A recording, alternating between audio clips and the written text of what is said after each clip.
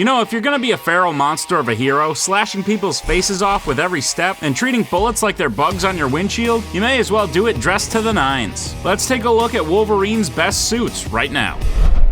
The Amalgam universe gave us some of the greatest mashups that nerds could only dream of. This lineup includes characters like Doctor Strangefate, Thanoside, and maybe the coolest of them all, Darkclaw. That is of course a combination of the Dark Knight, Batman, and our very own Wolverine. Take the ferocity and strength of the Wolverine we know, and give him the detective skills, weapons, and resources of Batman. It's Wolverine's indestructibility and healing combined with the Dark Knight's impressive fighting prowess. What's even cooler about this whole story is the awesome new look it gives to the best combined characters. And I've got to say that the outfit Darkclaw receives is far and away the top. Wolverine's helmet with hints of Batman, plus the iconic dark cape, extra claws sticking out, and complete with fangs and red eyes, makes Darkclaw's suit the absolute coolest one that any version of Wolverine has ever worn.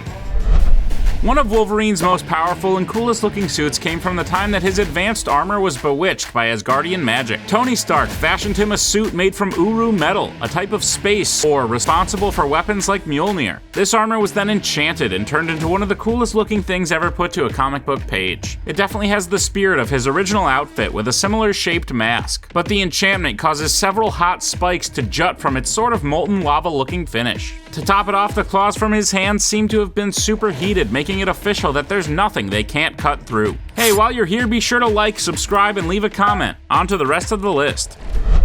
When it comes to the best of the best, it's hard to beat the original. Go fuck yourself. Wolverine's original appearance in The Incredible Hulk issue number 181 saw him donning a version of what would come to be known as his most iconic look. The colors over time would change here and there, and eventually he would learn to fight without a mask or silly gloves. But this was the golden age of comics. Wolverine's classic skin-tight yellow suit and yellow mask with large blue fins really helped him stand out from the rest. When a character like this debuts in someone else's comic and goes on to be arguably more popular than that character, you have to imagine that the suit played a role. It's true that it's difficult to adapt into live action, and better versions eventually did come along, but to say that this original one doesn't belong in the conversation for one of the best suits is definitely an opinion, and I strongly encourage you to let us know if you agree with that opinion or not.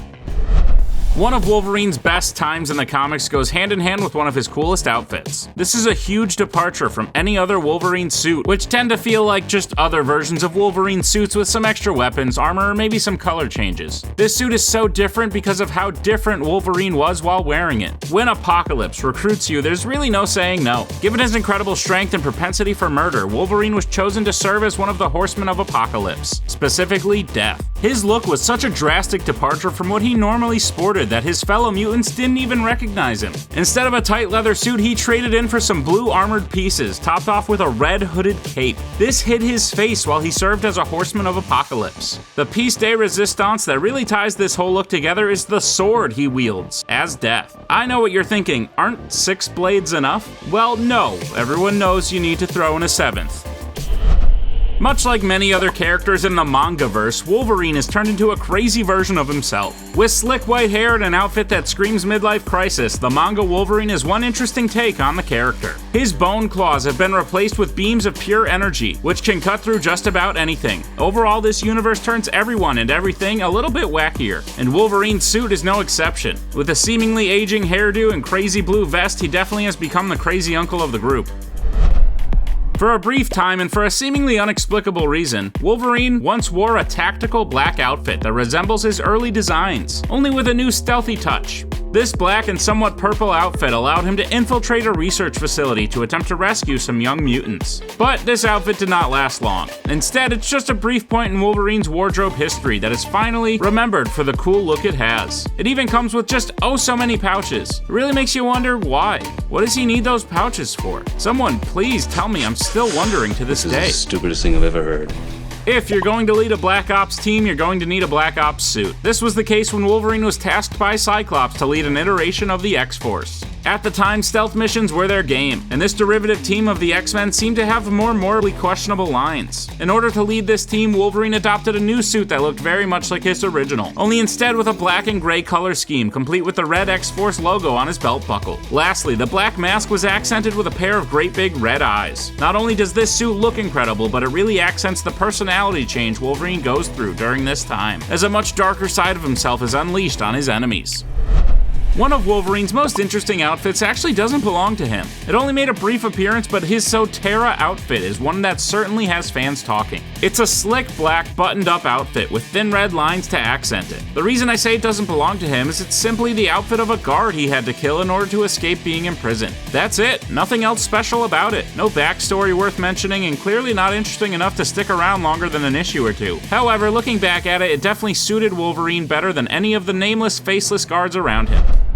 Few of Wolverine's suits actually offer him extra power. After all, when you're an instantly healing, incredibly strong animal made of metal and knives jutting out your knuckles, what more do you really need? Well, it turns out that without that healing factor, one of Wolverine's suit came quite in handy. Superior Spider-Man made Wolverine an Ablation Armor that highly resembled his original suit. It was armored on just about every inch of his body and completely bulletproof. An interesting tidbit is that Wolverine actually used fake claws stored within the suit during this time, given that the wounds caused by his real ones were not healing. Overall, this suit is much bulkier and much heavier, but extremely useful when Wolverine loses the ace up his sleeve.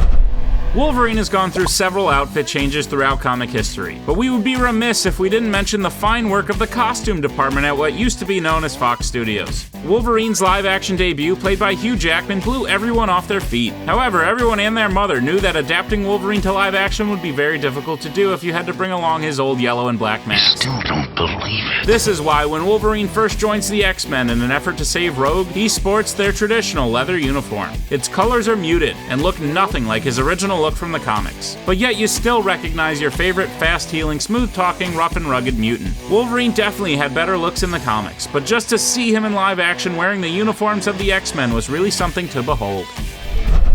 Everyone likes a good tactical or superhero suit, but one of my favorite things to see is superheroes fighting in outfits that wouldn't normally be their first choice, if they knew there's a possibility they could get blood on them. Wolverine is no stranger to wearing fancy suits, given his patch persona in the comics. However, I'm talking about an underrated look in an overall underrated movie. Wolverine's solo outing, simply called The Wolverine, sees Logan traveling to Japan to visit an old friend and unknowingly become the protector of that friend's granddaughter. Believing that that friend passes away during his stay in Japan, Wolverine is dressed to the nines in a completely black three-piece suit, fit for a funeral. It is only when an attack breaks out at the funeral that Wolverine is forced to show that yes, he does in fact still look equally intimidating as he does with his shirt off. Believe it or not, there's actually been more than one instance where Wolverine's cool new suit came from a guard he happens to defeat. With this one, known as Fang, the ensemble he picked up weirdly hinted at a future color scheme of his suits, as well as made him look like one of his greatest enemies, Sabretooth. This brown and yellow suit was complete with bone teeth necklaces, and other patterns to represent the feral beast that Wolverine can sometimes be. Overall, this Fang persona that Wolverine took on for a brief time is divisive at best. But can you blame the guy? I mean, his real suit basically burst into flames. I would also grab the nearest outfit I could find, if only to make my way to the nearest Kmart. One of Wolverine's simplest outfits comes from an alternate desolate future that just so happens to be a fan-favorite story. Old Man Logan tells the story of Wolverine in his much later years, living in a dystopian future where many of his friends have been killed off. This post-apocalyptic adventure sees him battling crime lords and villains who have taken over parts of what remains of the world. But most importantly, he definitely does it looking like an old man. It's a very simple look. Logan in this time really just wears jeans, an undershirt, and a leather jacket that seems about as old as he's become. In a different context, this suit per se may seem lame at best, but somehow Old Man Logan really makes you believe you should be afraid of it. One of Wolverine's more recent iconic designs made its live-action appearance in X-Men Apocalypse. Granted, it's a simple design, but what's much more interesting is the story it tells. As many people know, Wolverine went through several, we'll call them trials and tribulations, in order to become the unstoppable killing machine he is today. He was experimented on by the Weapon X program, and in one story, the outfit he wore during his method of escape gave you a small glimpse of the torture he went through. Wearing an experimental helmet and plugged full of sharp electrical nodes, Wolverine became the literal manifestation of your very creations turning on you for the employees of the Weapon X facility. Last but not least, let's not forget the best outfit of them all, he said sarcastically, hoping the audience wouldn't notice. Remember that time Wolverine became a lumberjack? No? Let me refresh your memory. Wolverine wore a flannel shirt and jeans to go to his job as a lumberjack in X-Men Origins Wolverine when he planned to leave his military past behind. What's that? You wiped this from your memory and now me bringing it up is only making you angry? Honestly, me too. But yeah, he was a lumberjack. And that'll do it for our list of Wolverine's best suits throughout the years. Which do you think should claim the top spot? And can the traditional blue and yellow ever be adapted into live action? You tell us in the comments, and be sure to subscribe to CBR for more comic book content.